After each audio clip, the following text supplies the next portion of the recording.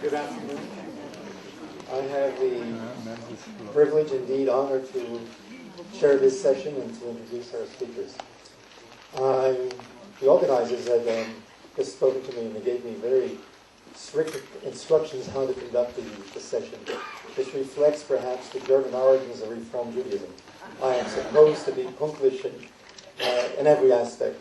45 minutes will be allotted, only 45 minutes, for the lecture, and then a response of 15 minutes, and then we are to adjourn punctilious at 4:15. I trust the German origins of fade herein.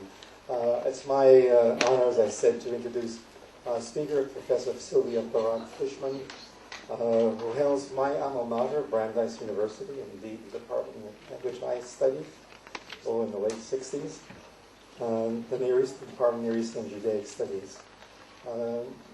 Professor Fischman is also the co-director of the Hadassah Brandeis Institute, and is an author of many, many articles and books. We need not go into the details. Part of the inner circle, I've had the privilege of reading on paper, and it's rich, bounds in novel insights and new perspectives on the place of Reform Judaism in the United States. And without further ado, I'm going to ask Sylvia to take the mic, so to speak. Thank you very much. It's a real privilege to be here in this very rich and interesting discussion. As you can see, I'm going to be speaking about growth and challenges within the Reform movement. First growth and then challenges. I'd like to suggest that there's a reason that the Reform movement is what I would call today the default mode of the American Jewish community. What I mean by default mode is that in most other Jewish communities in the world, if somebody can't figure out which congregation they might want to belong to, they are likely to end up in an Orthodox congregation. But in the United States, if somebody can't figure out which congregation they might want to belong to or stop into, they're likely to end up in a Reform congregation. In many countries in the world, if you are a liberal Jew, you have to go and seek out a liberal environment in which to worship. But in the United States, liberal congregations, Reform congregations, are easy to find, and people are often likely to end up in them even if they are not especially knowledgeable about many of the things we heard about this morning in terms of the philosophy and theology of Reform Judaism. Now, this was not always the case even in the United States. In the middle of the 20th century, the conservative movement was the largest American movement. In the middle of the 20th century, we might have said that the conservative movement was the default movement. And I think that there are three reasons that I'd like to suggest today that the Reform movement has grown to the size that it has grown to. The first reason is that Reform Judaism is very American. This American Reform Judaism is very American in the way it is framed and conceptualized. Ideologically, I think the Reform movement has grown because it embraces a map of meaning that is comfortable to most American Jews. It incorporates the major tenets of American liberalism. Some of the elements are the celebration of free choice as a Judaic concept, the Reform movement's articulation of a Judaic mission of universalistic ethicism, which is often called today tikkun olam, rather than particularistic pieties. The Reform movement's commitment to Judeo-Christian, as it's called, social and intellectual heritage, and also to interfaith dialogue. The Reform movement's assumption that religion is justified as a means of building character rather than as an end in itself. If the movement's comfort undergraduate level with the scientific study of Judaic text, history, religion, and culture. And also the movement's frequent discomfort with the idea of chosenness matches the feelings of most American Jews. The second reason that I would suggest that Reform Judaism has become very comfortable for American Jews has to do with its increasing traditionalism. And there were several speakers who referred to that this morning. I'm going to take the increasing traditionalism right now at face value. Certainly many more aspects of Jewish tradition have been incorporated into the Reform movement. For example, Reform temples in the United States today frequently make use of liturgical melodies derived from Orthodox environments, including Carlebach and other Hasidic melodies, Orthodox cantorial compositions, and popular tunes from weddings and other lively settings. There's also an increase in ritual among a certain segment of the Reform population, especially what we might call the Reform leadership and the Reform elite. Many Reform Jews today avoid biblically prohibited foods as a kind of kashrut, for example. And some Reform rabbis impose kashrut on their temple kitchens as well. The holiday of Sukkot has been rediscovered and has become normative in most Reform institutional venues in the United States today, and some private Reform Jews built Sukkot as well. And there's been a re-traditionalism in terms of religious clothing. The use of kippot and talitot in Reform settings has now become normative in many places, whereas, as we all know, 100 years ago it was certainly not normative. There are deeper kinds of embracing of tradition as well. The Union for Reform Judaism Northeast Council sponsored a conference for clergy, educators, professional and lay leaders entitled Reclaiming Mikvah, Pouring Ancient Waters into a Contemporary Vessel in June 2006. Reform Rabbi Elise Goldstein opened a kollel, a Reform Center for Adult Education, in Toronto in 1991. A kollel was opened in New York City as well, but it was not able to be financially sustained. And what you see behind you are some reasons that I think have contributed to these changing trends. And as you can see, each of these is really an American social trend and has made a contribution, I think, to the re-traditionalism of the Reform movement. First of all, the civil rights movement, which took away the pressure that many American Jews felt to be exactly like the blonde-haired, blue-eyed, typical American Jewish family with a dog and a station wagon, and to have a religion that more closely echoed the religion of the Protestants down the block. As, this is a joke I've told before, so some of you may have heard it, as African Americans in the United States discovered that black was beautiful, Jews discovered that Jewish was reasonably attractive. And that made it easier for Reform Jews to feel comfortable with aspects of their religious practice which were really had no parallel in that of the liberal Protestants who we heard about this morning as the natural group to compare Reform Jews to. Secondly, Israel has certainly had an impact on the Reform movement, a very, very important impact, and that impact began to grow after the 1967-68 war. Third, Jewish educational venues in all the streams of American Judaism have been increasing in availability and complexity, and the Reform movement has been somewhat affected by that as well. And finally, I think that one thing that really worked to retraditionalize the Reform movement is feminism. People don't always think of feminism as a retraditionalization process, but it actually was.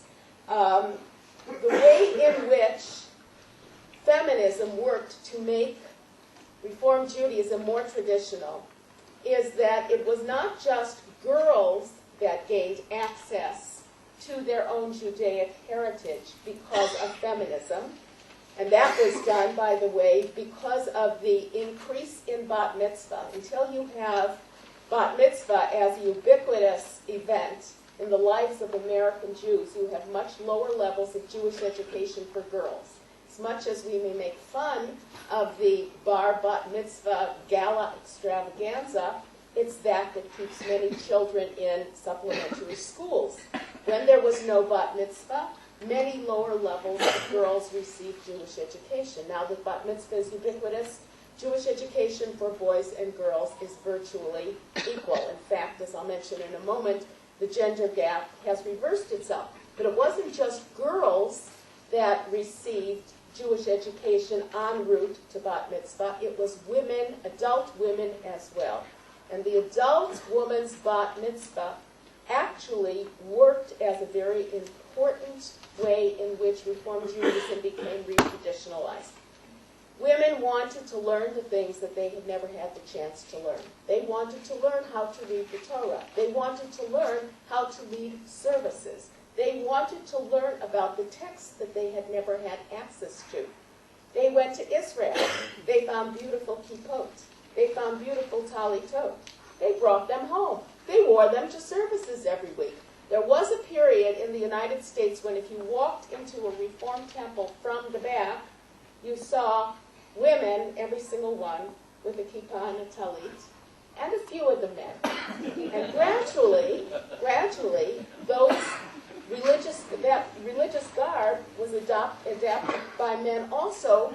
And it's not just that, it's also that studying of texts and other things that went with it was adopted by men also, because the enthusiasm, the excitement of their wives, you might say, kindled their excitement, their enthusiasm.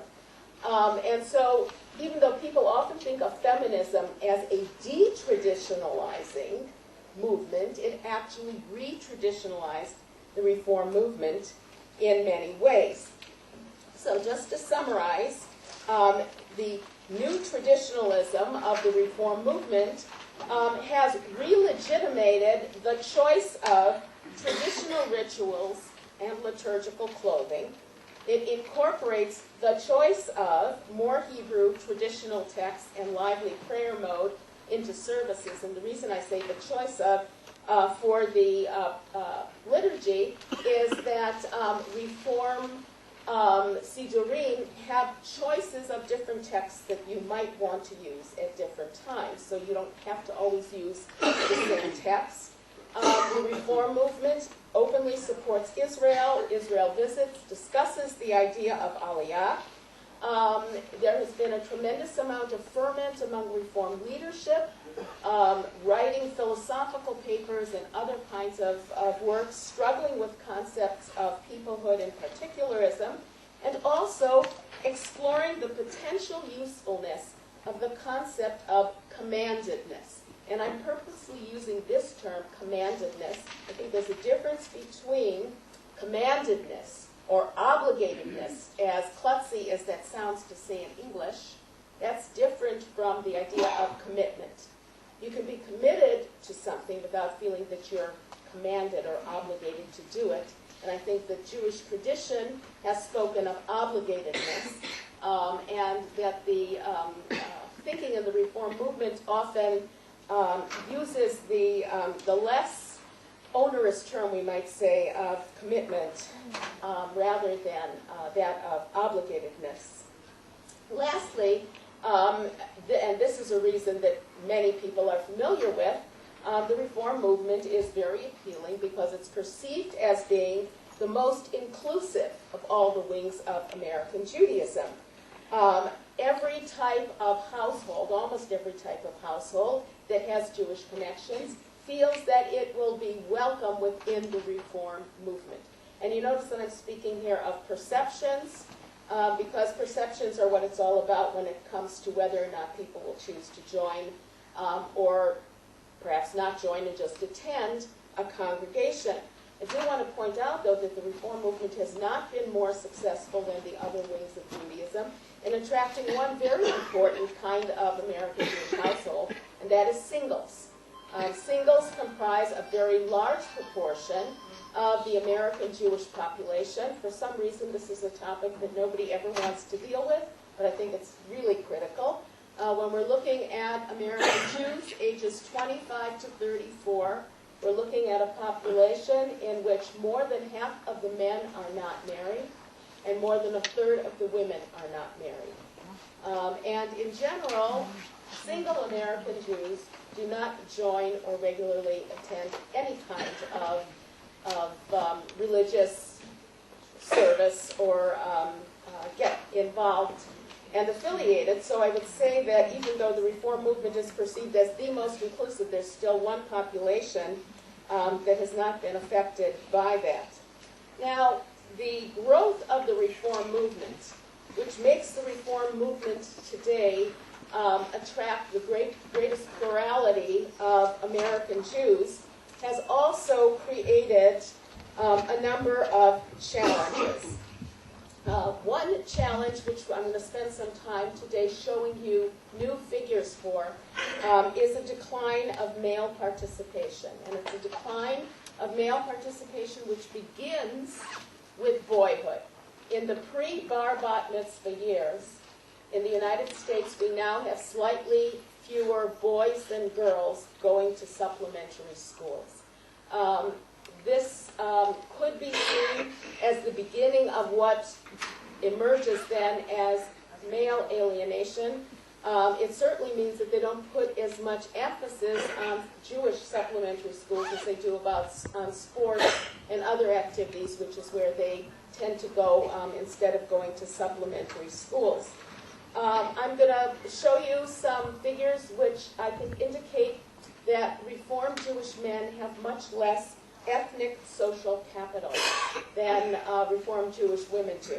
They have less investment in Jewishness, they have less commitment to Jewishness, and thus they have less to spend in passing Jewish culture on to the next generation. The growth of the Reform movement has made it even more difficult to create a knowledgeable and committed lay community. Amcha. How involved with, how much do Reformed Jews generally know about Judaism?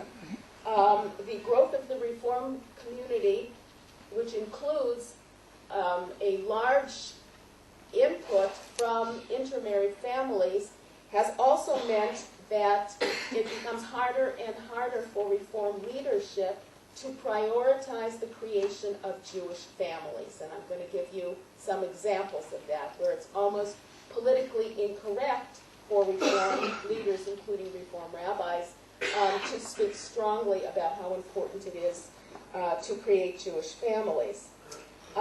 It's difficult also to promote the creation of Jewish social networks, which it turns out are very, very important in a caring community. The last two of the challenges that I have up here, that of recapturing the rhythms of the Jewish calendar and attending to the sanctification of time, and resolving conflicts between traditional Jewish ideas of commandedness and the Kantian moral imperative, are philosophical challenges, and I'm going to speak about those at the end in the conclusion to my formal remarks this afternoon. Now, it may seem strange that I'm going to show you some data that looks separately at men and women. After all, the Reform movement is an egalitarian movement. Why should we divide men and women up if we're talking about an egalitarian movement? And the reason is that research shows us that even in the Reform movement, in fact, especially in the Reform movement, there's an enormous difference between the way men and women talk about their relationship to organized religion in general, their relationship to Jews and Judaism, and about the project of raising Jewish children. The data that I'm going to show you now are taken from the 2000 National Jewish Population Survey. I am only looking at Jews and non-Jews in families with children under 17 years old. I'm not looking at people who do not have any children. And the reason for that is that there are many issues concerning religion which don't become gripping, relevant, until one has children. So that's why the numbers that you're going to see this afternoon are going to be somewhat different than the numbers you've probably seen in other statistical presentations which are drawn from the year 2000 National Jewish Population Survey. I'm also going to be showing you some quotes from interviews that I've done, again, with men and women who are parents. And these are interviews which I've done for various projects looking at in-marriage and intermarriage and conversionary households. One of the very startling things that came out, both of the numerical data and the interview data, is that in the United States, both fathers and mothers assume that the mother is going to be the primary religious actor in the household. So this is a quote from a man who had grown up in a conservative congregation, explaining why he decided to join a Reformed congregation. He said, when we decided that we wanted to affiliate with the temple, I was very uncomfortable at first going to a Reformed temple because I just couldn't get used to the way the whole thing was done. And Jenny's attitude was, I'm going to be the one who's principally responsible for taking them there and being there, and I have to be comfortable with it. And that is what I'm going to be comfortable with. So get comfortable with it. And I am. And it worked out. I don't need to tell the people sitting here today that the assumption that the woman is going to be the one taking the children to the synagogue on Shabbat morning is a reversal of quite a few years of Jewish history. Another question which showed differences, surprising differences between men and women, was the question that was asked on the NJPS, who makes religious decisions for your child? And what we found was, now if you look here, you see the first two bars are intermarried families. The second two bars are in-married families. These are all Reformed families. In these figures, the Reformed data is separated out. And the very dark section on the bottom here is the person who's being asked the question. The respondent says, I'm the one who's responsible.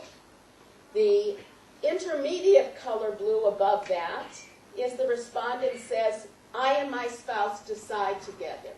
And we were especially interested to see the extent to which women said that they personally were the ones responsible for religious decisions about their children, and the extent to which people would say that they decided together. And in fact, what we found was that in intermarried families, which are the first two bars that you see, in intermarried families, 30% of the Jewish husbands, remember this is a Jewish man married to a non-Jewish woman, 30% of the Jewish husbands said that they personally were responsible, and 68% said they decided with their wives. Whereas when the mother was the Jew in an intermarried family, 64% of the Jewish mothers said it was their decision and their husband basically didn't have anything to do with it. It was a little surprising to us to see in the second two bars that you have there that even in married families where there are two Jews married to each other in Reformed households, that a third of the Reformed Jewish women said that they personally were responsible for religious decisions about their children. We kind of didn't expect to find that. But so you see, even there is a gender difference. Another, obviously, very important symbol of the extent to which families feel connected to Judaism has to do with Brit Milah, with the ritual circumcision. Now, anthropologically, you would expect that men would be much firmer than women about getting their sons ritually circumcised because men are supposed to care whether or not their sons are like them. But counterintuitively, as you'll see in the next figure, you're going to see that among Jewish mothers, 69% of them report that their sons had a brit milah in intermarried families, but among Jewish fathers, only 39% of them reported that their sons have brit milah.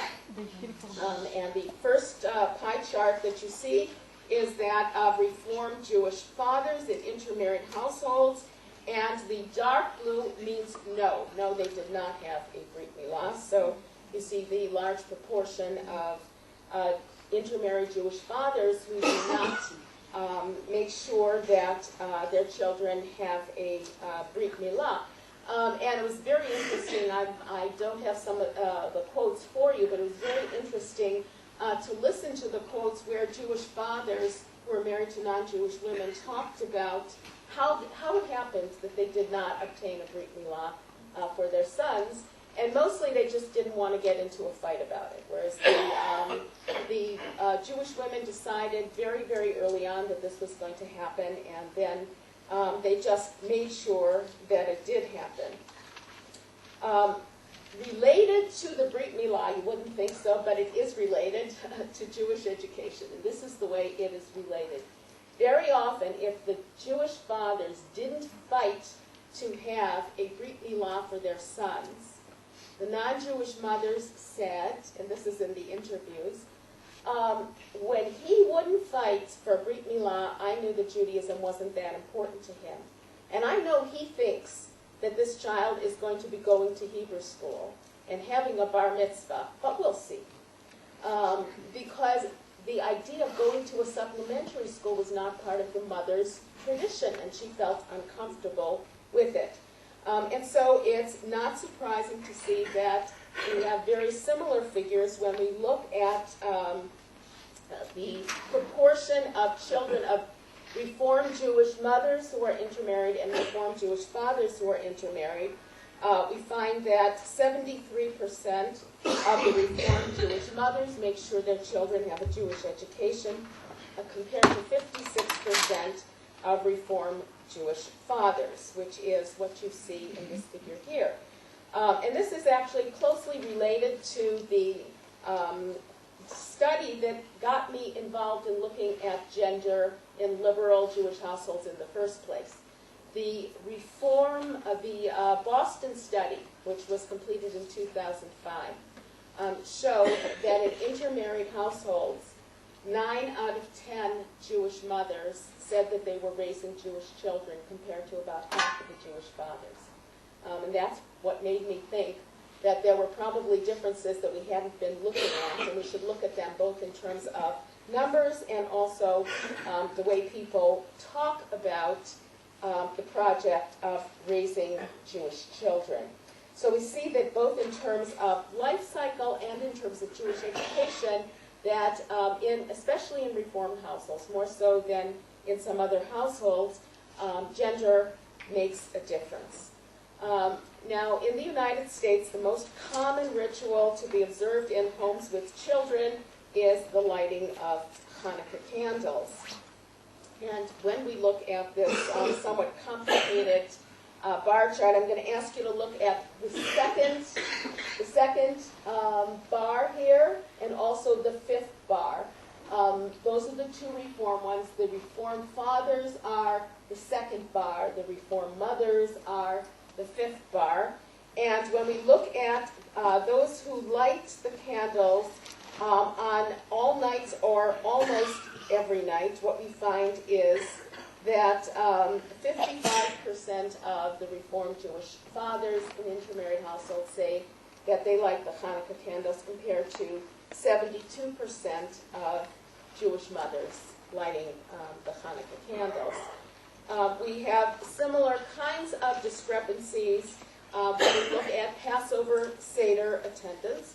And one of the things I think that, which is not connected with the Reform movement, but which is connected to secular Judaism, that we should be paying attention to as we look at all these figures is that if you want to see how different Reform Judaism is from secularism, on the other hand, we can look at these figures, and what we discover is that where Brit Milah really goes down is in secular families. Where Jewish education really goes down is in secular families. Where Passover Seder attendance really goes down is in secular families. And it becomes quite clear that there is a real demarcation between people who call themselves Reform Jews and people who call themselves secular Jews. There should be no confusion about that. Another way to look at involvement is to look at frequency of synagogue attendance. And what you have here are in-married families. The first two bars are in-married families. The second two bars are intermarried families. The first and the third bar are fathers. The second and the fifth bar are mothers. The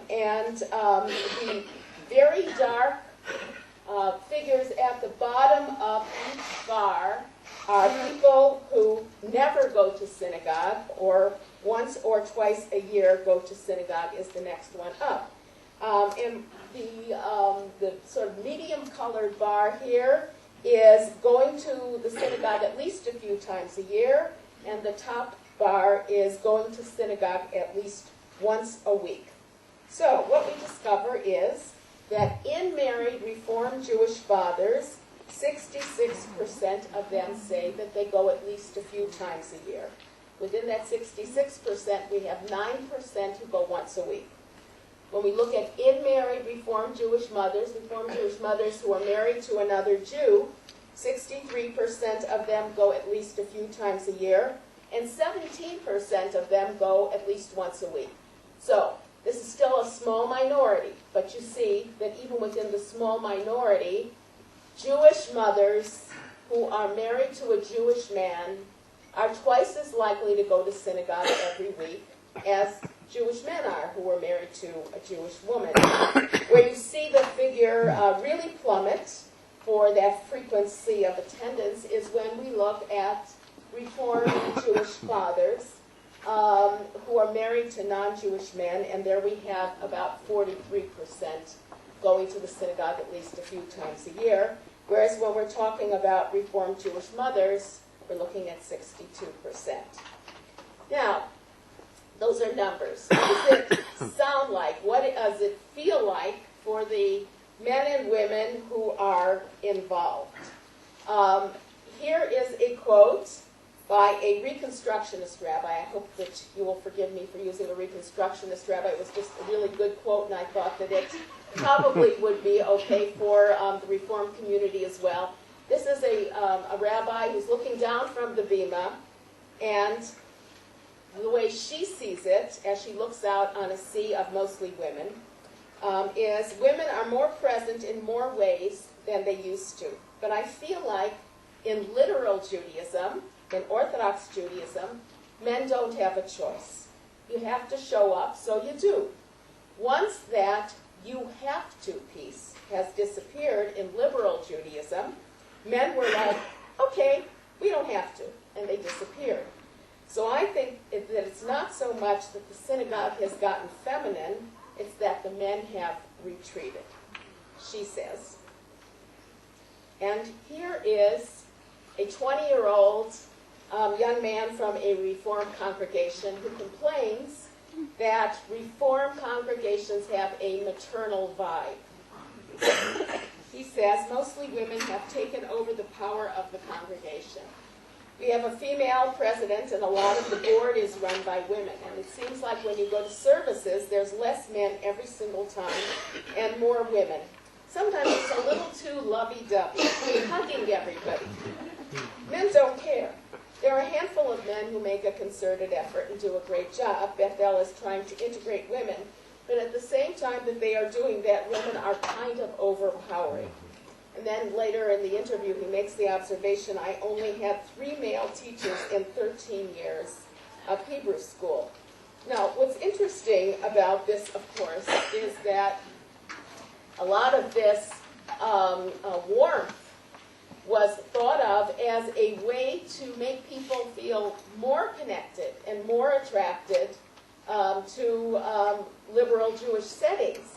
And I think that people really didn't think about the fact that men and women may have different styles, and different styles may appeal to them. So in fact, women are feeling very much reinforced by the environment, whereas according to this young man, for boys and men, it feels a little bit too much like their mommies are in charge. I don't think that the way to deal with this is to go back to an environment in which only daddies were in charge, but I think we need to pay attention to these important testimonials to the way it feels like and why boys may find this alienating. Okay, another place that we see a difference in the way in which men and women talk about religion is that Jewish mothers tend to see themselves, when they talk about themselves in relationship to their children, as the editors and transmitters of Judaism. Like this Jewish woman who grew up Reform and belongs now to a Reform temple, and she talks about Judaism was a way of life for me. It was so nice, traditional, just something that's instilled in me, and I love it. We wanted to belong to a temple and to be part of the community more in lighting the Shabbat candles. So mothers tend to be very involved in the project of making memories for their children, and very often they're drawing on their own memories when they're thinking about making those memories. Mothers are also the ones who are responsible for creating the social networks for the family. And one of the things we found when we looked at the way both men and women described their social networks, their friends, is that men had lots of friends at work who weren't necessarily friends of the family. Those were their own personal friendship networks, whereas women tended to create the friendship networks for the whole family. And the social network reinforced the religious traditions and rituals of the family. If it was a primarily non-Jewish social network or a mixed social network, tended to reinforce non-Jewish rituals and activities. If it was a primarily Jewish network, it tended to reinforce Jewish rituals. And here is a non-Jewish mother of Jewish children who had complained, actually, that her husband expected her to raise these Jewish children that he was insisting on. And she was pointing to different corners in her house, and she said, they're mostly mixed families living here, the people across the street, these people and those people are interfaith, that corner and that corner. These people hid Easter eggs with all of our kids, so the kids went across the street. We didn't talk about the Christian content of Easter. We got the eggs and we came home. Easter is when the Easter bunny comes out, which to her makes it kosher in the sense that there was no religious content, and therefore she didn't find it particularly disturbing. And I am actually going to go to a Marshall Sclair display. Marshall Sclair, who was one of the creators of sociology of American Jews, came up with a very interesting way of looking at the way people connect to Jews and Judaism, and that was asking them what aspects of Jewishness did they think was very important. What you see looking here is that the first grouping is Reformed Jewish fathers. The second grouping is Reformed Jewish mothers. The light-colored bars are intermarried Jewish fathers. The dark-colored bars are in-married Jewish fathers. And similarly with the Jewish mothers. Light color is intermarried Jewish mothers. Dark color is in-married Jewish mothers. You will see that there are almost no gender differences when you look at this. This is one of the significant aspects of this, except caring about Israel. The very first grouping there is to what extent they think caring about Israel is an important part of being a Jew. And what we see is that women, both in married and intermarried Reformed Jewish women, are much more likely than Reformed Jewish men to think that caring about Israel is an important aspect of being a Jew. Now, it's a minority in either case. But when we are looking at Reformed Jewish fathers, we are looking at 19% saying that caring about, if they're intermarried, 19% think that caring about Israel is important. If they're in-married, 42%. Same thing with in-married and intermarried with the mothers, 23% intermarried and 38% in-married. I, like the speaker this morning, am going to talk about Rabbi Yafi's sermon in just a moment. But first, I want to show you another aspect of Reform Jewish life, which has nothing to do with gender, but has to do with those philosophical challenges that I said I would get to towards the end of my talk. One of the great challenges to the Reform movement today is that rabbinic authority has been undermined by the increasing egalitarianism of the movement, and this especially shows up where it comes to promoting Jewish families. This is an article from a newspaper in which a Reform rabbi gave a sermon on Yom Kippur in which he was encouraging Jews to marry other Jews, and he said that J-date was a great strategy for finding Jews. He said, half the weddings I'm doing now are people that met on J-date, and he offered a reward for anybody who would use J-date or help other people use J-date for people in their congregation to meet other Jews. And what happened to him was that he got a lot of negative response, because people felt that by encouraging the use of J-date in a Yom Kippur sermon, he was being insulting to intermarried people in the congregation, and that was politically unacceptable. Now I am going back to Rabbi Yafi's wonderful, brave sermon and the 2005 Houston Biennial, in which he spent a great deal of time talking about the importance of encouraging conversion. And he said, we need to ask, we must not forget to ask. He said, it's a mitzvah to help a potential Jew become a Jew by choice, because the synagogue is not a neutral institution. It is committed to building a vibrant religious life for Jewish people. And he, in fact, said, we owe non-Jews an apology for not having encouraged them sooner to convert into Judaism. Now, 2 years later, in Outreach, the Next Generation, a manual for doing outreach to non-Jews, we have the emphasis of Rabbi Yafi's sermon completely transformed. And instead of emphasizing the necessity for conversion, another quote from the sermon, which was definitely there but was not nearly as emphasized, that the non-Jews who are raising Jews are the heroes of Jewish life, is the aspect of the sermon that gets featured. So we see here a sort of a shifting away in many cases from the leadership that, in fact, many Reform leaders are trying to set an example with, and a kind of rebellion from the folk, looking at aspects of American life that they feel more comfortable with than those of their leaders. Another philosophical issue which I think the Reform movement is facing today is reconciling freedom of choice with the sanctification of time.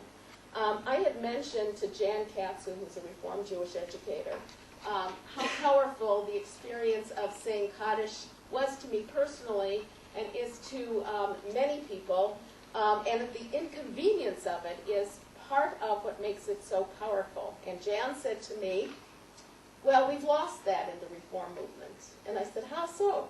He said, because we don't make people do it when it's inconvenient for them. Because instead of having to get there in the morning or the evening and to break up a work day or to leave in the middle of a snowy morning, they can come on a Friday night that's the closest to their yard site. And because they can come when it's closest, many of them don't come if it's closest, they come when it's comfortable, when it's easier.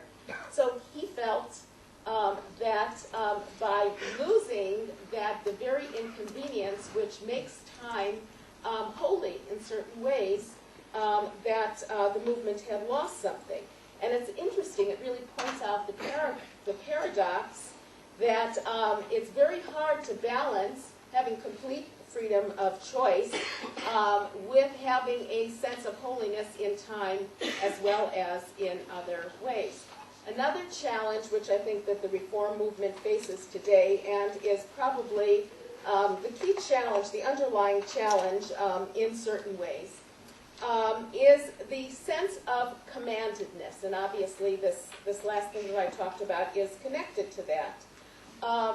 The challenge that Immanuel Kant gave to the sort of bourgeois German population was that people cannot be moral. They cannot be moral if they have to do something. So the Jews were slaves, basically, because they were doing things because they had to do it, rather than because they were completely free to do it. Now, of course, within traditional Judaism, one has the concept that if you have to do it and you do it, you're actually better than if you have a choice of doing it or not doing it, and you do it. So it's a very different way of understanding what it is to be a moral person and ultimately a religious person. The fact is that in terms of creating the social capital and a committed laity, it's very hard to do that unless people feel that there are certain things that they are obligated to do even when it is inconvenient. It's very difficult to do that if there isn't a sense of being countercultural, of going against the wider culture. And it's very, very different, we know from looking at historical examples, for a minority culture to transmit their culture to the next generation unless they are willing to be countercultural. I give you in closing a quote from one of my students at Brandeis University. I have among my students wonderful, wonderful young graduates of nifty youth groups and Reform Jewish camps who want very, very much to be in the thick of involvement in the reform movement. And almost to a person, they can't see a way for themselves to do it unless they become reform rabbis. Because that's the only model they can see for living Reform Judaism on a daily basis. So creating the models of being a lay person and being involved with Jewishness every single day is one of the great challenges facing the reform movement today. I personally am rooting for the reform movement to be able to do this because I think that the rest of the wings of American Judaism have learned a lot from the reform movement, and the reform movement has learned a lot from them. I think that there's an enormous amount of creative interplay between the wings of American Judaism. In many ways, we are in the same boat all together, and I am hoping that Reform Jews will meet this challenge because Klal Yisrael, worldwide Jewry, really will benefit if they do. Thank you. Thank you, Professor Fishman, for inspiring and challenging. We will now have a response from Professor Chaim Vatman, who's a professor emeritus at Rutgers University, where he taught sociology. Microphone. I guess I'm getting told over here. Everyone is. A very prolific scholar, indeed. Professor Vatman now lives in Jerusalem, where he is a member of the Jewish policy. Is it called Jewish policy? Public policy. Yes? Jewish People Policy Planning Institute. Oh, Jewish People Policy Planning Institute here in Jerusalem, where he focuses on Jewish identity and identification. Please. Thank you. Let me begin by saying that I am very grateful to the Van Leer Institute, to Rabbi Professor Rottenberg, to otherwise known as Naftali, and to the entire staff for this conference and a lot of other things. Daphne, right-hand person, and thank you, and everybody. Really. I also am grateful to Professor Fishman for her very thoughtful analysis of some of the major patterns and challenges in contemporary American Reform Judaism. Now, I said that I was going to give a response. I don't want that to be taken as a critique, because it's really not a critique, but rather what I would like to do is take up on several points that Professor Fishman made and elaborate on them, and perhaps give a different slant on them. Professor Fishman referred to reform as the default mode in American Judaism, and she enumerated 3 reasons why. I want to take up 2 of these, the first 2 specifically, namely reform is very American, and number 2, increasing traditionalism. On the matter of increasing traditionalism, let me say that I'm not at all surprised. I'm very pleased, but not surprised. Because I learned a long time ago that American Reform Judaism, more so than either of the other 2 major American Jewish denominations or movements, Jonathan Stein and I have a somewhat difference of opinion as to whether we call it a movement or a denomination. But in either case, more so than either of the other 2 major movements in American Judaism, Reform Judaism has from its beginnings reflected and overtly responded to patterns in the larger American society. This was the case with the group that called itself the Society of Reformed Israelites in Charleston, South Carolina, 1924, which in one sense, the beginnings of 1824, was in a sense the beginnings of American Reform Judaism. It was clearly the case. It was also the case with the development of Reform Judaism throughout the 19th century in the United States. Indeed, as it was conceived by Isaac Mayer Wise, it was to be and was called American Judaism, not Reform Judaism. And its growth was indeed a manifestation of what has been called the Americanization of the synagogue. In fact, I've long been puzzled by those who, in the name of classical reform, oppose the introduction of innovations and changes which are responsive to contemporary conditions.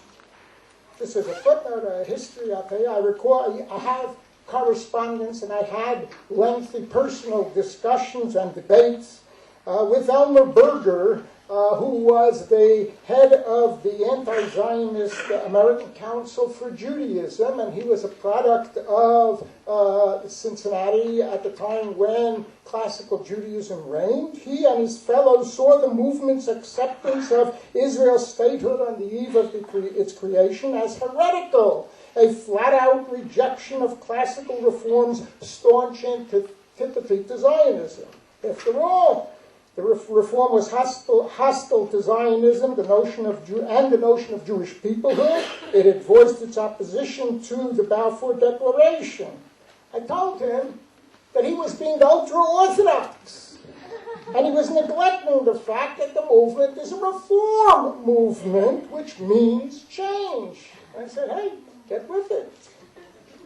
I wasn't surprised that he didn't budge. He was too invested in the ideology to consider change, but I am surprised when I hear of Reform rabbis and laity with no apparent vested interest being so adamantly opposed to the introduction of tradition into Reform Judaism. As Professor Fishman pointed out, the growth of the reform movement has also been fostered by increased traditionalism. In other words, the traditionalism has fostered the growth of the movement. Anyone who remembers Reform Judaism in the United States during the 1950s cannot help but be amazed at the revolution that has taken place in the movement.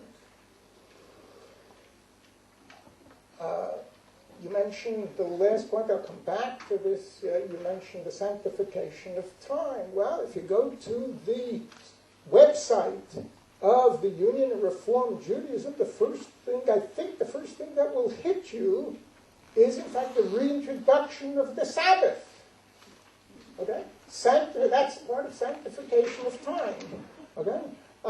Reintroduction of the Sabbath. Significance, placing significance on the Sabbath in ways that it hadn't been previously. One other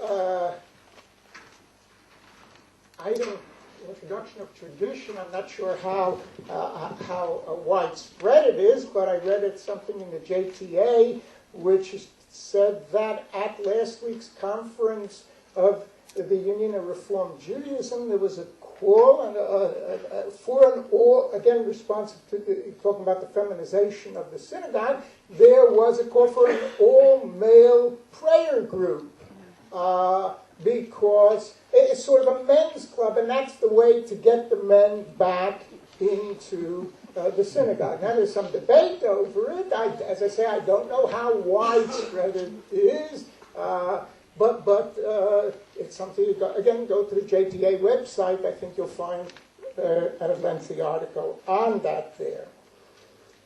Now, it should be emphasized that despite the significant decrease in the gap between Reform and traditional Judaism at one level,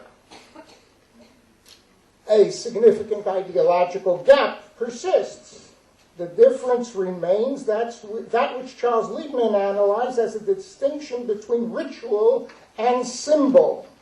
Rituals, he argued, are mitzvot, commandments, whereas ceremonies are ceremonial acts which derive from and appeal to personalism, voluntarism, universalism, and moralism. Now, Liebman focused on a non-Orthodox who constitute about 90% of American Jewry. He didn't specifically talk about any one denomination, but if we take the non-Orthodox 90% of American Jewry, if we say that out of all of American Jewry, about 40% identifies as Reform, you lop off the Orthodox, then you're talking about a significant percentage of Reform there. He detailed how they create a uniquely American Judaism by reinterpreting and transforming traditional rituals into ceremonies, as well as by producing entirely new ceremonies, all of which are performed within the context of modern doctrines or isms. He says, these isms now have become major dimensions or instruments through which American Jews interpret and transform the Jewish tradition. Let's take a look at the patterns.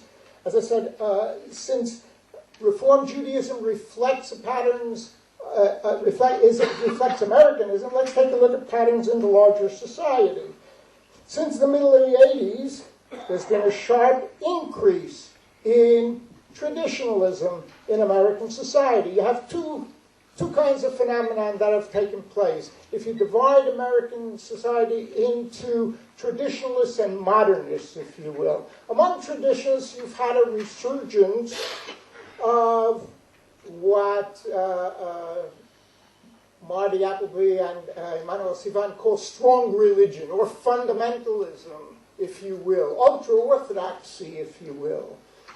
There's been a significant increase in traditional religion among one wing of American society.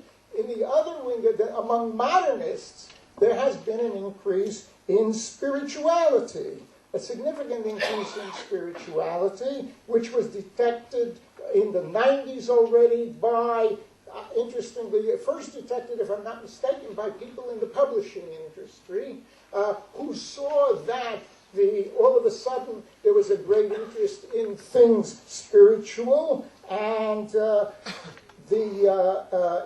official publication of the American Booksellers Association in, I believe it was 1992, devoted 6 pages to this emerging phenomenon of interest in books, Bible, religion, spirituality. That was the category, the way they characterized it. If you took a look at American television, it was very interesting that until the mid-'80s, the subject of religion was absent, except for Sunday morning. Religion was something that was private, did not belong in the public sphere. From the mid-'80s, you had increasingly introduction of the topic of religion, and by, I think it was the mid-'90s, you had one of the top series on American television, a weekly drama series called Touched by an Angel, in which the mother angel oversees the work of her angels, and each week the angels, who look like ordinary human beings, help out somebody in trouble, undergoing a crisis or otherwise unhappy, and they help them by convincing them, him or her, that God loves them, and if they only seek him out, he will respond and help them to change their lives for the better. Now, the numerous references on American primetime television to God and mercy, even for fallen angels, was completely out of character with what American primetime television had previously been. Mysticism, you had the X-Files, which went into topics dealing very often with mysticism, something out there. In the late 90s, I believe it was, 98, 99, whatever, Andrew Greeley and Michael Hout wrote an article in the American Sociological Review, and they produced evidence showing that across the board there had been increases in religious beliefs, in the belief in an afterlife, questions, do you believe that there's life after death, significant increases between 1973 and 1998, and interestingly, the greatest increase was among American Jews. There was an abandonment of secularism. Now, Professor Fishman mentioned differences between Reform and secular. Among American Jews, secular Jews are a significant minority, a small minority. In the United States, Jews are considered by others and view themselves as a religious group, and they identify denominationally. Those who define themselves as secular are a small minority.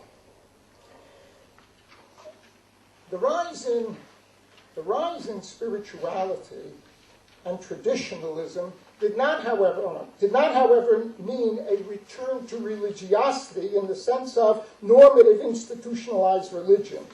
In fact, there were shifts both among traditionalists and modernists, but for the most part, the spirituality, as was analyzed by Wade Clark Ruth, by Robert Wuthnow, and others, was a personal search for meaning by people. They were looking for meaning in their own individual personal existence. And one of the consequences of the spiritual development is that it's a very personal quest. Each individual choosing that which is most meaningful to them. Increasing numbers of American Jews reject normative judgments in religion and ethnicity. They view efforts, as Professor Fishman mentioned, they review efforts to promote endogamy in marriage rather than exogamy or intermarriage. They view that as ethnocentric, if not racist. Even the suggestion of a preference for endogamy is increasingly rejected as exclusionary and ethnocentric. And even moderately affiliated American Jews no longer accept notions of Jews as a chosen people.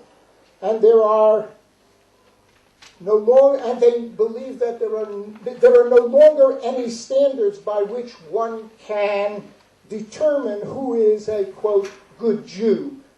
Marshall Sclair and Joseph Greenblum in the Lakeview studies measuring Jewish identity, one of the questions was, how do you define what is a good Jew? Today, as Steve Cohn and Arnie Eisen indicating, the Jew within, and that's moderately affiliated Jews, they reject the notion, the very notion of a good Jew. Mention was made this morning of the Sidur Mishkan Tfilah, which is much more traditional and in fact does include the blessing of God, Habocher B'amo Yisrael B'ahava, a God who chooses his people in love.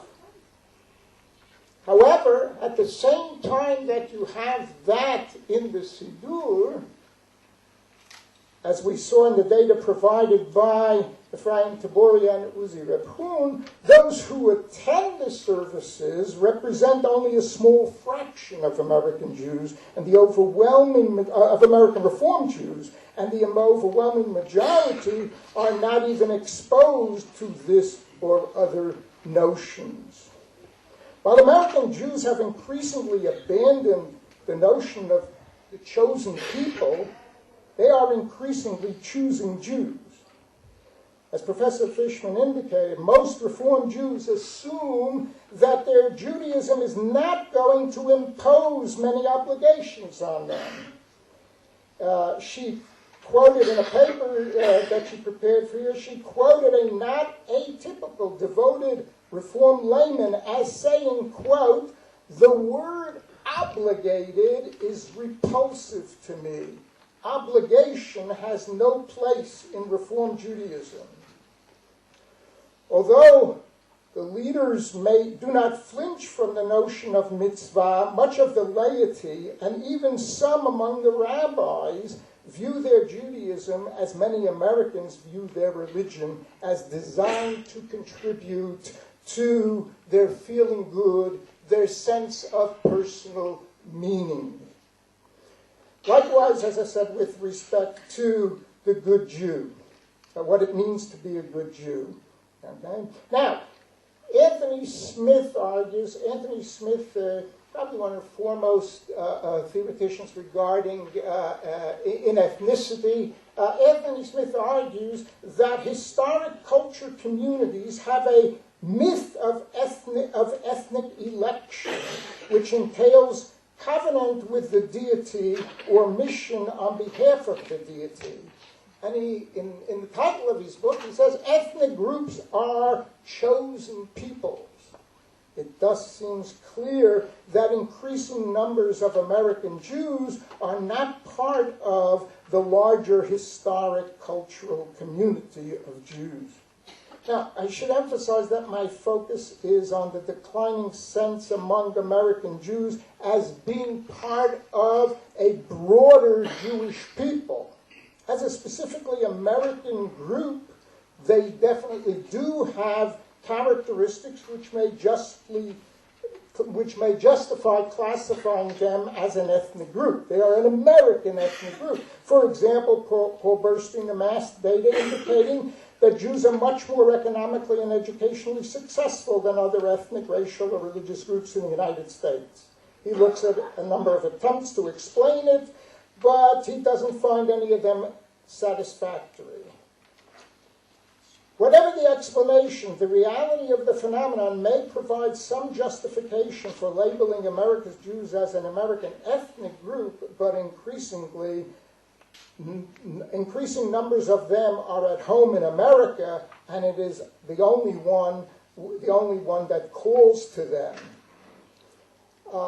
In the Statement of Principles for Reform Judaism, which was adopted at the 1999 conference of the CCAR in Pittsburgh, The CCAR reaffirmed the notions, first of all, as we heard this morning in the paper by Jonathan Cohn and Chaim the notion of learning Torah and of Hebrew language. And the statement also reaffirmed the notion of the chosen people. With respect to that notion, the statement said, quote, "We affirm that the Jewish people is bound to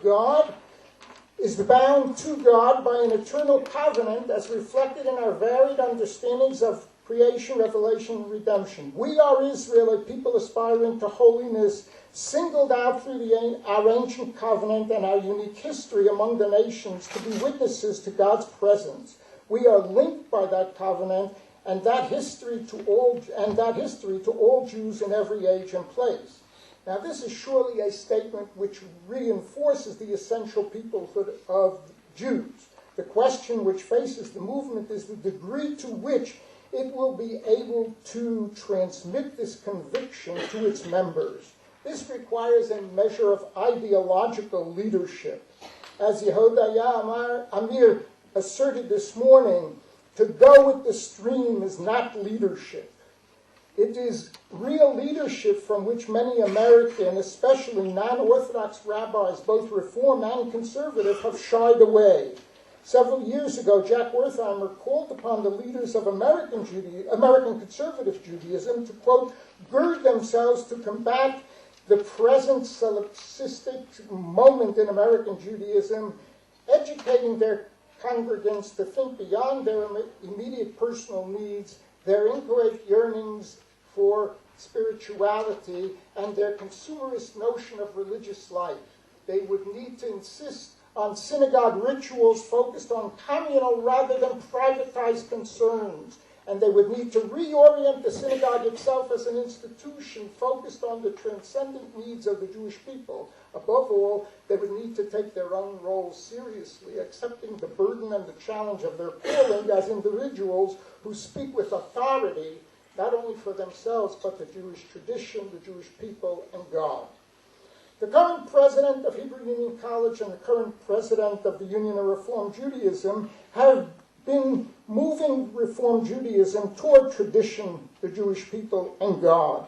How successful they will be in strengthening the identification of America's Jews with the Jewish people remains to be seen, and it is perhaps the major challenge facing both Reform Judaism and the Jewish people as a whole. It is for that reason that I welcomed Rabbi Yofi's call for an emphasis on the role of the Sabbath. I don't have time, neither is this the place to go into detail, but I've long agreed with the Chada'am that more than Israel guarded or observed the Sabbath guarded them. The traditional Sabbath inherently creates community, and the greater one's identification with local community, the stronger her or his identification with the larger community of the Jewish people. Thank you.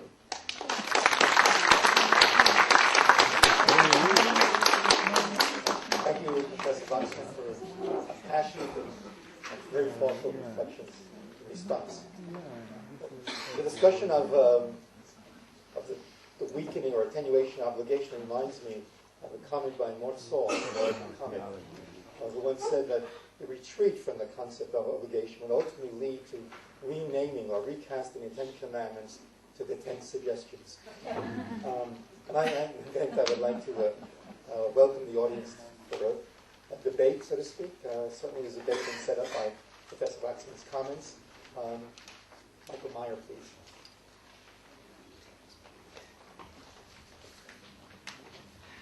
If I may, a few comments.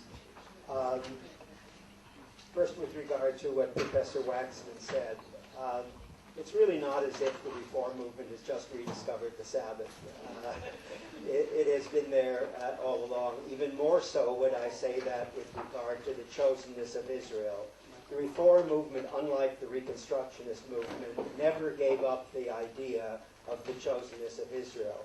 What it did that was original with that concept was to turn it outward and say, what is the chosenness of Israel? What's the nafka mina from it? And that for the early reformers, and I think to a large extent still today, was understood as being or lagoyim, as understood as tikkun olam. In other words, we are chosen for something in the world. I think that was always there. With regard to Professor Fishman, you might also have added, when you spoke about women, the fact that there has been a woman who has been the president of the Central Conference of American Rabbis, and very significantly, I think that Mishkan Tefillah, about which we heard this morning, was edited by a woman. Finally, with regard to the Kantian challenge, which I think has always been, from the beginning, the great challenge for Reform Judaism. How is it possible at the same time to be commanded and yet at the same time also to make a free religious choice?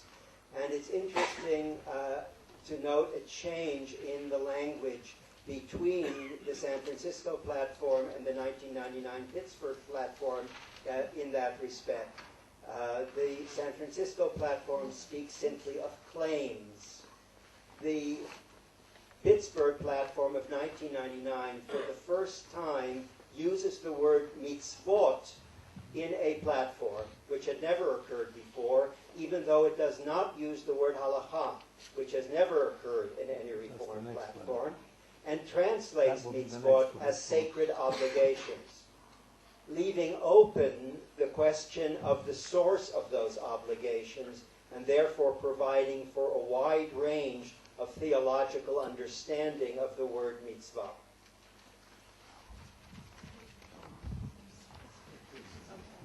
I agree with you about both the points that you, actually all three of the points that you made. My idea of what the big challenge is how are you going to get from Reform leadership and their conceptions to Amcha? And that, I think, is a really complicated thing. The source of the quote that Chaim took from my long paper was at a Reform Kala. Reform Kala is a one-week retreat of the cream of the Reform lay leadership.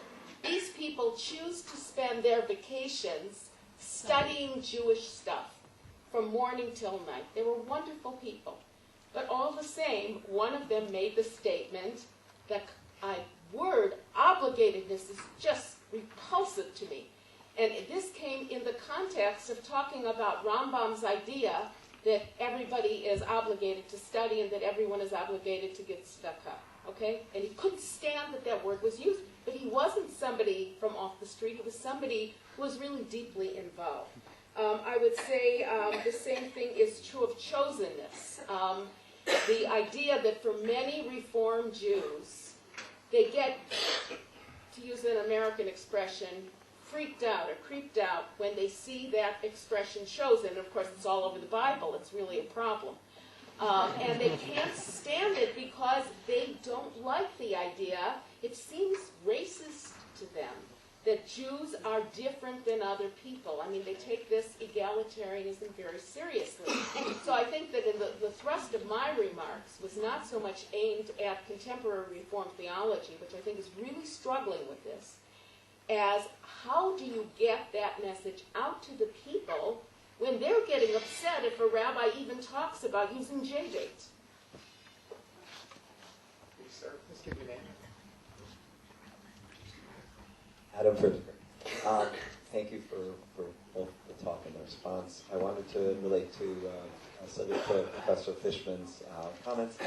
I saw two things that seemed to me to be related or actually dissonant in a certain way. You spoke about women and the primary role that women have taken within the Reform movement and their activism. And then you spoke about the problem of the anathema of lay involvement. So it would seem to me that from a gender perspective, there is lay involvement. It's women's lay involvement, and the problem is male lay involvement. So taking that a step further, or asking you, it seems to me that women have achieved a level of voluntary involvement that men seem to be having trouble with, but it's not necessarily movement-wide, it's more of a gender issue.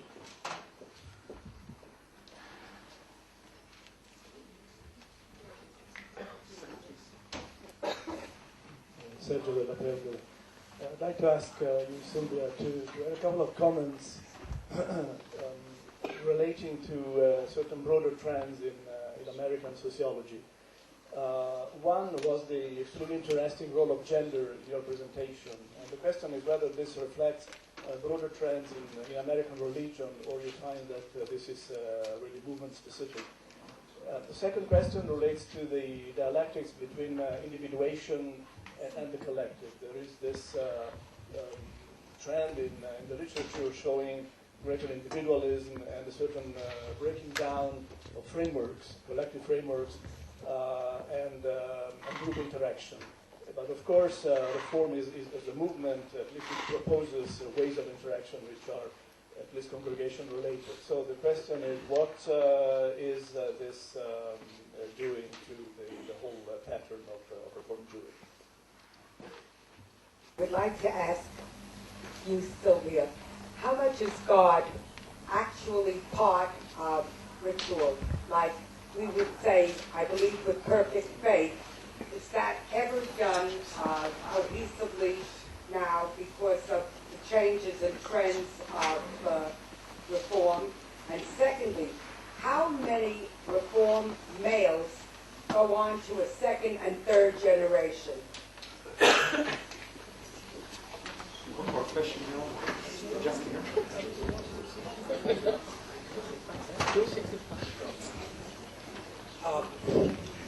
Thank you very much for a very inspiring talk. Just a few comments and have your reaction to it. According to some statistics of the American Department or Bureau of Immigration, between the period of 1850 and 1950, about a little over 5.2 million Irish immigrated to the United States. During the same period, between about 5.5 million Jews immigrated to the United States. Today, Irish pride themselves that they belong to a group that are between 30 and 35 million Americans that claim to have Irish descent. And at the beginning of the Second World War, the Jewish community was assumed to number between 5.5 and 6 million, at a time maybe when the American population was about 165 million. Today, with the influx of a disputed figure, which may be between 750,000 to maybe over 1 million ex-Israelis living in America, and between 750,000 and 800,000 former Jews from the former Soviet Union living in the United States, and so many hundreds of thousands of Jews who've come from North Africa or from Europe or from South America, the American Jewish population sort of numbers between 3.5 to maybe 5 million, depending on how one figures that number. As far as this business of the Jews, the chosen people or not, I think it's a matter of how Jews have taught what is meant by being chosen. I was an active tourist guide for many, many years, and I always pointed out that what is meant is that the Jews were chosen for obligations to being a light to others, that any non-Jew could have the same reward as the most pious holy Jew by observing the equivalent of the 7 laws of Noah. And people said, really? I didn't know that. That you get no privileges for being a special people? I said, no privileges and no extra rights at all. And they were very, very much surprised. So I think that if that emphasis would be brought out, I think that many Jews would be less squeamish about this business about chosen. Then there are some groups that I think that the reform movement can maybe relate to or join on to, such as Birthright and Masab. Sorry, excuse me. Unfortunately, we don't have that much time. Can you kindly bring your... Okay, I'll try to make it brief. Talking about mothers being more involved in intermarriage, a very good example of that is in the Dean family. Governor Dean of course, the wife was very, very active, and the children of Governor Keegan, of course, are raised as Jews. I think that as far as leadership is concerned, I think that the reform movement can really gain a great deal if it would take some leading people who converted to Judaism and who admire Judaism and let them talk. And also if you would take a step up from, let's say, the Mormon church that require their youth to give a year of service, certain as missionaries and other things. I mean, not to be missionaries, but you can, okay, thank you. Thank you, sir. One more but brief questions, please. Yes, please. I'd like to ask Sylvia, but regarding the leadership, have you done any work about the Jewish camping movement, and do you see any effect of that happening?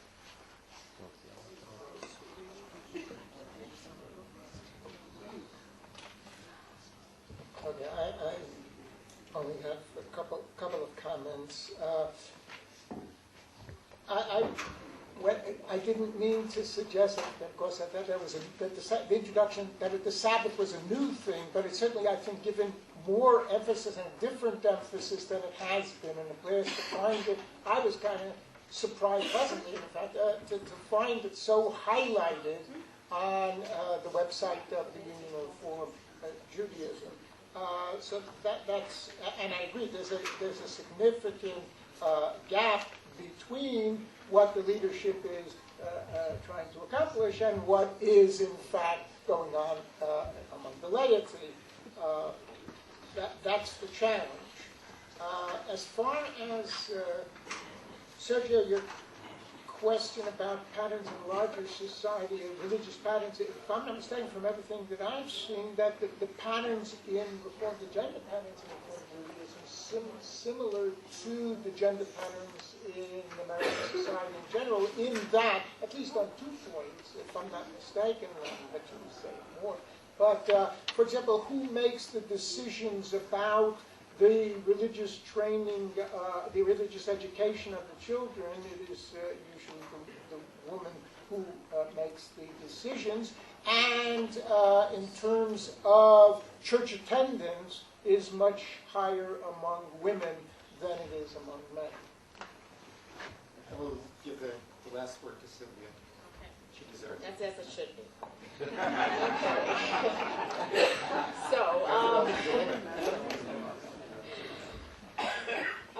Margie, camping is very, very important, and actually Steve Cohn has broken down what impacts what, which is quite useful. What he finds is that camping, youth groups, and Israel trips have an enormous impact on peoplehood, especially, concept of Jewish peoplehood.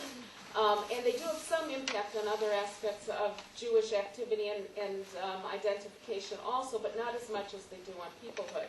Whereas formal Jewish education actually has more of an impact on every aspect of Jewish life than camping does, even though many of us look to our own personal experiences where Jewish camps were so important.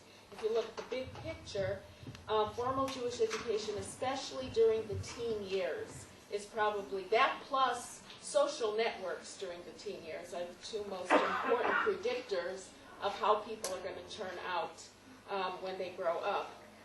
In terms of Sergio's question on broader trends in U.S. religion, yes, what we're seeing here is probably the further Protestantization sociologically of religion being seen as a girl thing. That's very common in American society. But as you know, that's different than many other countries. We shouldn't think of that as a universal pattern, even though it seems to be a sweeping American pattern. You yourself have pointed out in other venues that in many countries the religion follows the religion of the father. The child's religion follows the religion of the father, and the men are perceived as being more spiritual. But certainly in the United States, spirituality is seen as primarily a woman's thing. Adam's question about women, are they okay, basically? Are the girls okay, like they're really involved in Judaism, so now we just have to worry about the boys? And the answer to that is no. The starting with the teen years, in the reform movement, girls are more involved than boys are. It's true to some extent in the conservative movement as well, but not as dramatic. The difference isn't as dramatic. But you're still talking about much less of an involvement on the part of lay women and girls than one might like to see. So we can say that reform men, especially those who marry non-Jewish women, are kind of the weak link. They're the ones we need to work on the most. But that doesn't mean that the women are where we would like to see them also. And the fact that every really good female student that I've had who comes from the reform movement wants to be a reform rabbi. I think it's great for the movement, but they all talk about this fact that they can't see a role for themselves for studying all the time, which one can do. And one could do that as a Reformed Jew. That's the thing, is we're talking about perceptions. One could do it, but they don't think they can do it. They don't see that as a viable role. In terms of how much of is God part of ritual, which was your question, I'm going to refer you to some wonderful figures that were distributed by Ephraim Tabori this morning, which look at the relationship between attending weekly services and a strong sense of belonging to the Jewish people. And what they found, what he and Uzi found, was that, in fact, there's a very, very strong relationship between going to religious services, which is perceived as being a religious activity, and having a sense of Jewish peoplehood, which is often perceived as a sort of secular or ethnic kind of identification. In real people's lives, you usually don't have that kind of compartmentalization where you've got secular identification way over here and religious identification way over there. Especially in America, those two tend to be integrated in the way people feel about their connection to Jews and Judaism. Thank you. I'd like to conclude by thanking Professor Fishman and Professor Vatsan for sitting.